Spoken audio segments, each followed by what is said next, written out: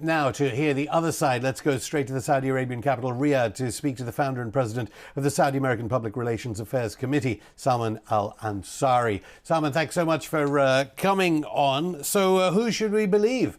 Brian Fogel, who we just spoke there, he won an Oscar. Nobel Peace Laureate Tawakkol Karman, who was on this show, the CIA, or MBS, about whether MBS was responsible for this brutal killing of the Washington Post journalist Jamal Khashoggi. Yeah, thank you so much for having me. I think the case of Mr. Khashoggi has been politicized to an unprecedented level that we haven't seen for the last decades, I claim. Even though the CIA report itself did not provide any evidence of the Crown Prince's involvement in this killing order, and even though the Saudi justice system served justice against those who committed this crime against Mr. Khashoggi, and even though Khashoggi's family declared their support to the court ruling, but we are still seeing this media campaign against the kingdom and its leadership. This actually, to me, it shows one thing, which is the fact that they are not interested in serving justice, but rather damaging the kingdom's reputation by any means. Oh, is it just the media? I mean, in this film, The Dissident, Gina Haspel, famous for being accused of torture, it should be said, as former head of the CIA, she is very concerned. American society appears to believe the CIA definitely says Mohammed bin Salman is the person. On the other hand, I noticed, tweeted that something from John Bolton claiming that the Turkish intelligence tape didn't implicate Mohammed bin Salman. Look, the US and its affiliate media and so-called human rights organizations should put some efforts, in my opinion, to correct the internal US human rights issues domestically. I claim if they spend 20% of the efforts they put internationally in their domestic affairs, the US will be able to be the beacon of hope when it comes to human rights. Let's not forget the fact that the US has killed more than 800,000 citizens in Iraq and Afghanistan. And let's not forget that they have tortured prisoners in Iraq, and they continue to do so in Guantanamo. But instead, they want to run away from these problems, from their problems, by blaming and lecturing others. We want the United States to be pragmatic, to be rational, to be calling things by their names, not to be in a position where they politicize human rights to this very sad extent. Riyadh became the main capital of combating terrorism, ideologically, electronically, etc., to a point through which you don't hear any more of anyone alleging the kingdom of aiding terrorism.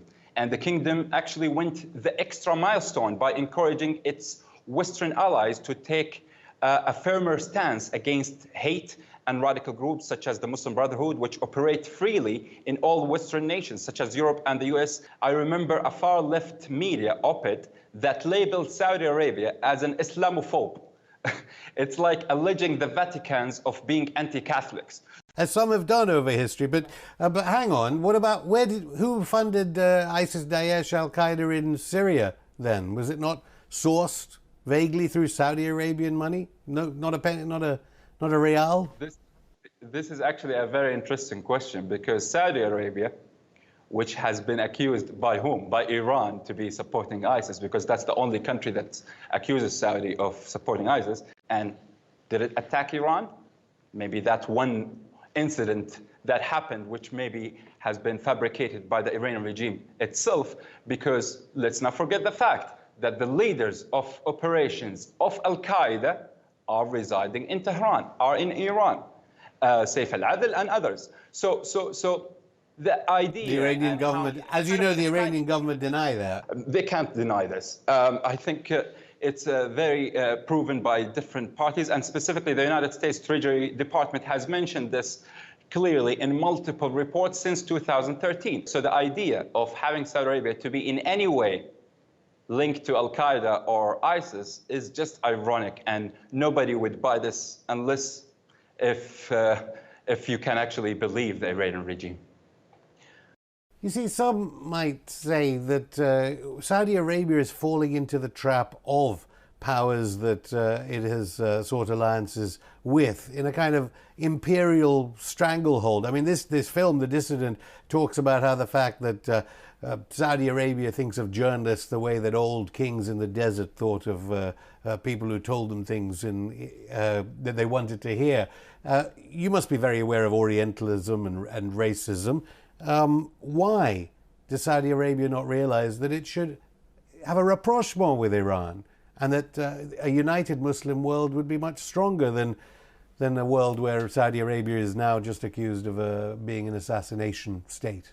Yeah, trust me, Saudi Arabia has been extending its arms to the Iranians.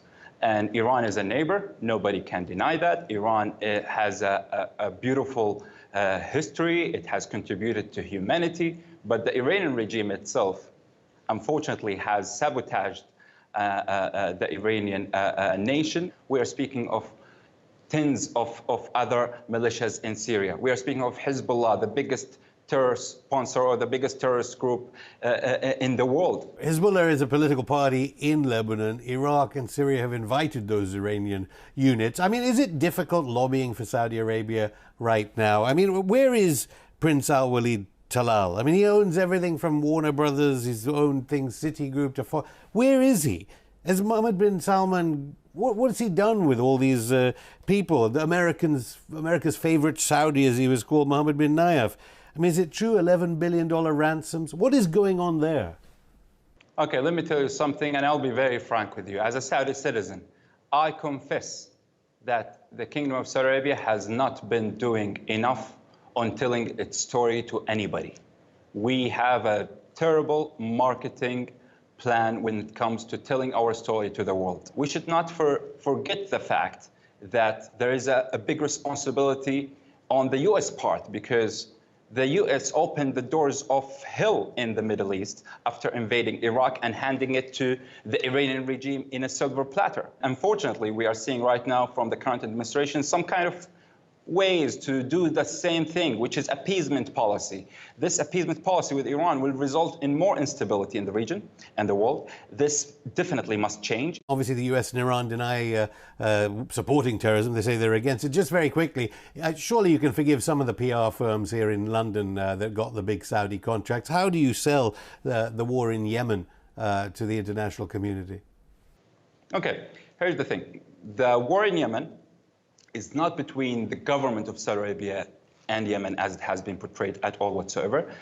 The legitimate government of Yemen has asked the Saudi and the coalition to come and intervene because a militia that is linked to Iran took over Sana'a, the capital, and the whole country. And guess what? 2216 resolution accord from the United Nations Security Council was initiated, and it's a completely legal, internationally legal operation to go and help the legitimate government of Yemen and to get them back. And fortunately, right now, we have more than 75 to 80% of the Yemeni lands to be liberated. Fortunately, the Kingdom of Saudi Arabia, with its allies, including the United States, have cracked down on Al-Qaeda, the AQAP in Yemen, and they completely eradicated them.